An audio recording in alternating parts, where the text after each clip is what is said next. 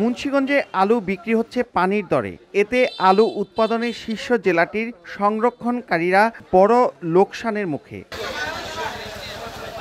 সরকারি হিসেবে জমিতে কেজি প্রতি আলুর উৎপাদন খরচ পড়ে 15 থেকে 17 টাকা, সঙ্গে হিমাগার ভাড়া 6 টাকা, বস্তা ও পরিবহন খরচ যুক্ত হয়ে কেজিতে খরচ 25 থেকে 27 টাকা।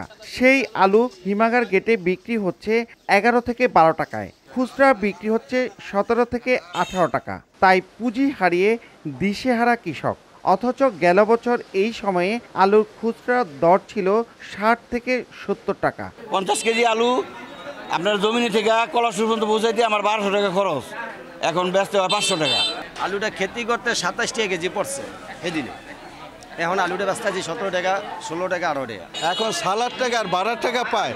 এভাবে যদি হইয়া যায় তো কৃষকও মরতেছে, ব্যাপারী বাচ্চাও মরতেছে। বিদেশে রপ্তানি করিয়া আলুর দাম বৃদ্ধি করা প্রয়োজন। বাজার তো কম, বাজার তো নাই টোটাল বলতে, কৃষক তো মরে গেছে। দিন দিন মজুদ বেড়ে যাইতেছে, এইভাবে যদি মজুদ বেড়ে যায় আর আলু যদি বিক্রি না করে তো কৃষকরা তো মাঠে মারা হবে। কৃষি বিভাগ বলছে সরকার কৃষকের কথা বিবেচনা করেই দর নির্ধারণ করেছে, পাশাপাশি চেষ্টা চলছে রপ্তানি বৃদ্ধিও।